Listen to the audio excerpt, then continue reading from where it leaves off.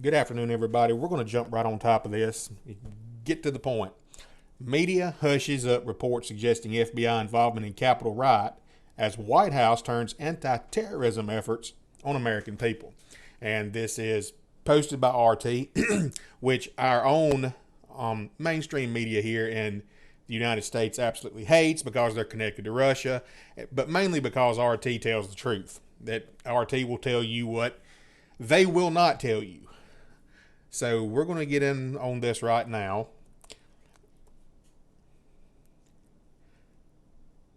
Court filings suggest that FBI operatives were among the mob who stormed the U.S. Capitol in January and may have set up the riot, with the riot used as justification for a new terrorism policy.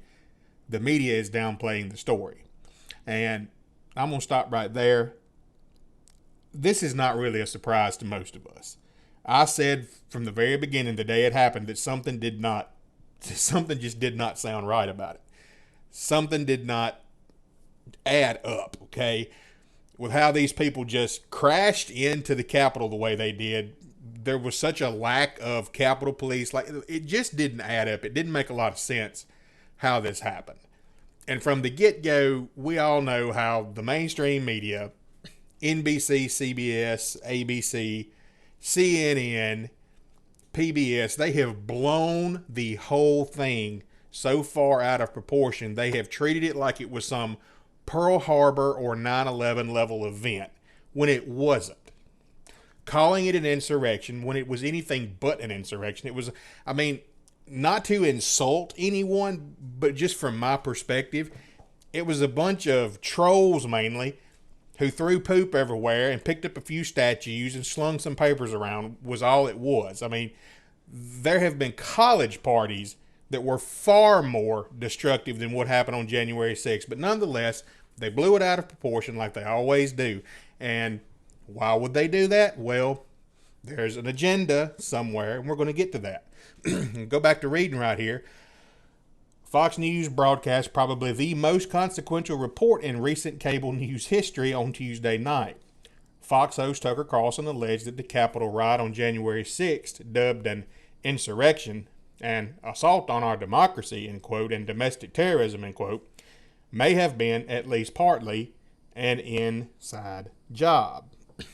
And here is a Twitter post from the Columbia Bungle. I'm not going to play this because it's really bad quality, but we have the Tucker video here that we'll get to in just a second. But first, we're going to read through this a little bit more. Carlson's claims were first made a day earlier by Revolver News, an upstart right-wing news site. Revolver poured over charging documents against the members of the Oath Keepers and Proud Boys, militias who took part in the riots, and discovered that alongside the rioters were dozens of, quote, unindicted co-conspirators, end quote. These co-conspirators, UCCs for short, allegedly committed crimes equal to or greater than those of the militia members, but were kept anonymous in the court documents and not charged. Some of them allegedly booked and paid for hotel rooms for militia members. Others provided transport to Washington, D.C. They set up communications channels on walkie-talkie style apps and used these apps to whip their comrades into a riotous frenzy. Quote, I want to see thousands of normies burn that city to ash today, and quote, one UCC said in a Proud Boys group chat. While another, identified only as Person 1, replied, quote, God let it happen. I will settle with seeing them smash some pigs to dust, end quote. I'm going to stop right there, and to me that does not sound right, because let me just say that as a libertarian, libertarians are not very fond of modern day law enforcement, and I'm just going to leave it at that. Whereas more of your Republican type groups that are more along party lines and Republican statism, sort of like you would expect from Oath Keepers, okay, and Proud Boys, they're more in line with honoring and respecting law enforcement. So right off the bat, this does not sound like anything an Oath Keeper or a Proud Boy would say about cops, considering how much these groups love cops and support law enforcement. So to me, that right there does not up. Now, if these would have been more of your Mujahideen groups or libertarian groups, I might have sort of went along. Yeah, that sounds kind of like something they would say. But this does not sound like something that Proud Boys or Oath Keepers or any of those would say. Now, we're going to continue reading here. One alleged member of the Oath Keepers, 65-year-old Thomas Caldwell of Virginia, was charged with conspiracy, obstructing an official proceeding, destruction of government property, and unlawful entry on restricted building or grounds, a rap sheet that could see him face 20 years in prison. However, a certain, quote, person two, end quote, who took part in the exact same actions as Caldwell was not charged. Neither was a person three, who offered Caldwell a hotel room and spoke of bringing explosives to the riot. And it goes on here, and I'm going to link these articles in the description where you can get to them. Now, I don't know how long YouTube will let this video stay up. I know they've removed a couple of my videos already, so get the links, copy them, whatever, sort of quickly. And it goes on here and it talks about how the militia, the whole thing about Gretchen Whitmer and all that, how that was set up. And then it gets down to here. And Matt Gaetz, if you remember, about a month or two ago, Matt Gaetz was implicated as messing with a 17-year-old girl. Okay, and it came out, as a matter of fact, Tucker Carlson was the first person to really air anything about it and had Matt Gaetz come on his show to explain his side of it. And from the very beginning, Matt Gaetz said that there were people in the FBI who were trying to frame him, who were trying to set him up for something he did not do. Now, whether or not Matt Gaetz is guilty of messing with underage girls, I don't know. And honestly, no one else does. Politicians, what they do not surprise me. But now that this has come to light, it sort of adds up. Why would people in the FBI be trying to frame Matt Gaetz for something as heinous as messing with an underage kid? Unless Matt Gaetz was somehow involved in maybe uncovering something, pointing something out, getting to the bottom of something that the FBI was involved in. And here, this is Matt Gaetz's Twitter. And we're going to look at this. June 15th, 2021. The Honorable Christopher Wray, Federal Bureau of Investigation, and it goes ahead, Director Wray, as the events of January 6, 2021 come to the clear relief, many questions remain unanswered. On June 8th, 2021, the Senate Homeland Security Committee and the Senate Rules Committee jointly produced a 95-page report finding problems ranging from federal intelligence agencies failing to warn of a potential for violence to a lack of planning and preparation by U.S. Capitol Police and law enforcement leadership. I'm going to stop right there. What did I say in the very beginning? It just did not add up how all of these people on January 6th were just able to break a few windows and get into the Capitol the way they did. It just seemed odd how so overwhelmingly underprepared Capitol law enforcement was, and especially considering that they were in session at the time about to count votes. All of the congressmen and senators were there. You would think at an event like this, Capitol Police and law enforcement would be crawling everywhere, but for some odd reason, they weren't. And the more we dig into this, I think it's going to become obvious as to why. The letter here goes on. I'm seeking your answers to clarify the following questions. 1. In the year leading up to the events on 1/6 and during 1/6 itself, to what extent were the three primary militia groups, the Oath Keepers, the Proud Boys, and the 3 Percenters, infiltrated by agencies of the federal government, including the FBI, or informants of said agencies? 2. Exactly how many federal undercover agents or confidential informants were present at the Capitol or in the Capitol during the, quote, siege, end quote, and what roles did they play? Merely passive informants or active instigators?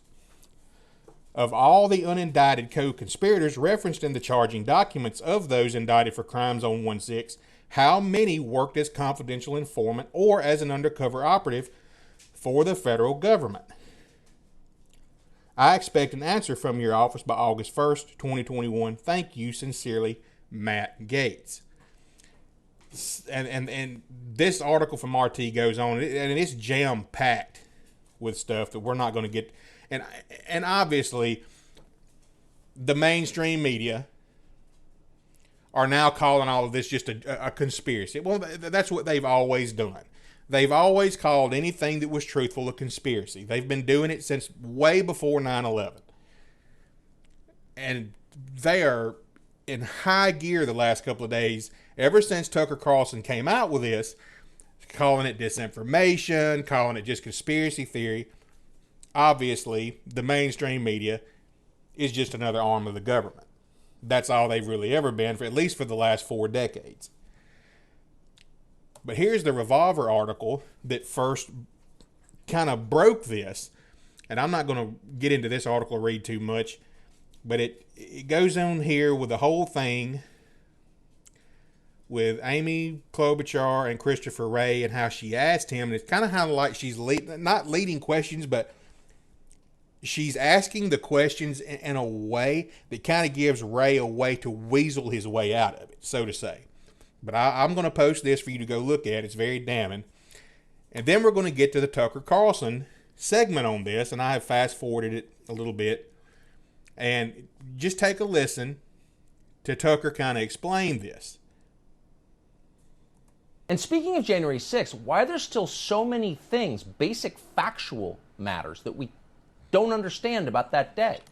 Why is the Biden administration preventing us from knowing? Why is the administration still hiding more than 10,000 hours of surveillance tape from the U.S. Capitol on January 6th? What could possibly be the reason for that? Even as they call for more openness, we need to get to the bottom of it. They could release those tapes today, but they're not. Why? We ought to be asking those questions urgently, because as the Attorney General reminded us today, a lot depends on the answers. And at least one news organization is asking that, Revolver News. It's a news site. It's turned out to be one of the last honest outlets on the internet. A new piece on revolver.news suggests an answer to some of these questions. We know that the government is hiding the identity of many law enforcement officers who were present at the Capitol on January 6th, not just the one who killed Ashley Babbitt. According to the government's own court filings, those law enforcement officers participated in the riot, sometimes in violent ways. We know that because, without fail, the government has thrown the book at most people who were present in the Capitol on January 6th. There was a nationwide dragnet to find them, and many of them are still in solitary confinement tonight. But strangely, some of the key people who participated on January 6th have not been charged. Look at the documents. The government calls those people unindicted co-conspirators. What does that mean? Well, it means that in potentially every single case, they were FBI operatives. Really? In the Capitol on January 6th. For example, one of those unindicted co-conspirators is someone government documents identify only as Person 2. According to those documents, Person 2 stayed in the same hotel room as a man called Thomas Caldwell, an insurrectionist, a man alleged to be a member of the group the Oath Keepers. Person 2 also, quote, stormed the barricades at the Capitol on January 6th alongside Thomas Caldwell. The government's indictments further indicate that Caldwell, who, by the way, is a 65-year-old man, this dangerous insurrectionist, was led to believe there would be a, quote, quick reaction force also participating on January 6th. That quick reaction force, Caldwell was told, would be led by someone called Person 3, who had a hotel room and an accomplice with him. But wait, here's the interesting thing. Person 2 and Person 3 were organizers of the riot. The government knows who they are, but the government has not charged them. Why is that? You know why. They were almost certainly working for the FBI. So FBI operatives were organizing the attack on the Capitol on January 6th, according to government documents. And those two are not alone. In all, Revolver News reported that there are, quote, upwards of 20 unindicted co-conspirators in the Oath Keeper indictments, all playing various roles in the conspiracy, who have not been charged for virtually the exact same activities, and in some cases, much, much more severe activities, as those named alongside them in the indictments. Huh? So it turns out that this white supremacist insurrection was, again, by the government's own admission in these documents, organized at least in part by government agents. Are you shocked? We're shocked. We shouldn't be shocked. Because in March, the FBI director admitted that the Bureau is infiltrating as many dissident groups that oppose the regime as it possibly can. There must be moments where you think, if we would have known, if we could have infiltrated this group or found out what they were doing. And that, do you have those moments? So anytime there's an attack, especially one that's this horrific, that strikes right at the heart of our system of government, right at the time the transfer of power is being discussed, you can be darn tootin' that we are focused very, very hard on how can we get better sources, better information, better analysis, so that we can make sure that something like what happened on January 6th never happens again. But wait a second. There's a huge difference between using an informant to find out what a group you find threatening might do and paying people to help organize a violent action, which is what happened, apparently, according to government documents, on January 6th. That's a line, and the FBI has crossed it. And it's not the first time they crossed that line in Michigan. Remember that plot to kidnap Governor Gretchen Whitmer? We heard a lot about that, and Whitmer was able to cover some of her own incompetence, though not all, by pointing to the fact that she's now a victim. Now, in the FBI's telling of that plot, a whole team of insurrectionists was going to drive a van up to Gretchen Whitmer's vacation house and throw her in the back and drive away. The mastermind of this plot, according to the FBI, was a man called Adam Fox. Who was Adam Fox? Adam Fox turned out to be a homeless guy who was living in the basement of a vacuum repair shop. Quite a gorilla. The whole story was a farce. It was insulting, really, once you got to the details, which outlets like the AP didn't bother with in the first read. But if you read the government's charging documents carefully, and you should, you will see that it gets even more ridiculous. It turns out that one of the 5 people in the planned Gretchen Whitmer kidnap van was an FBI agent in the van. Another was an FBI informant. And the feds admitted in these documents that an informant or undercover agent was, quote, usually present in the group's meetings. In other words, using simple math, which we can do even on cable news, nearly half the gang of kidnappers were working for the FBI. Remember the guy who suggested using a bomb to blow up a bridge as part of that plot? That got a lot of coverage. That guy was an undercover FBI agent. Oh, okay. So if you're wondering why they're always comparing January 6th to 9/11, there's your answer. They're using the same tactics. And a lot of us missed this the first time around, and you are due an apology, and we're proffering it on television right now. We didn't see the obvious. If you empower the government to violate civil liberties in pursuit of a foreign terror organization, and there are foreign terror organizations, it's just a matter of time before ambitious politicians use those same mechanisms to suppress political dissent. And that's what we're seeing now. We should have seen it earlier. Trevor Aronson wrote a book on this called The Terror Factory, and it analyzed every terror prosecution from 2001. And there you have it. It's exactly what he said. It's the same thing they did in 9/11 with the Patriot Act, all these, the National Defense Authorization Act, were basically mechanisms by which they can now completely destroy civil liberties and your rights to privacy. And now it seems like our First Amendment and Second Amendment as well, all in the name of national security. And we're going to exit out with this. This is an idea of kind of how this works, going back to 9/11, going back to Operation Northwoods, and now this. You know what I mean? Look at how they have blown everything that happened on January 6th out of proportion. Why are they doing it? Because they want more power, and they want us to have less power.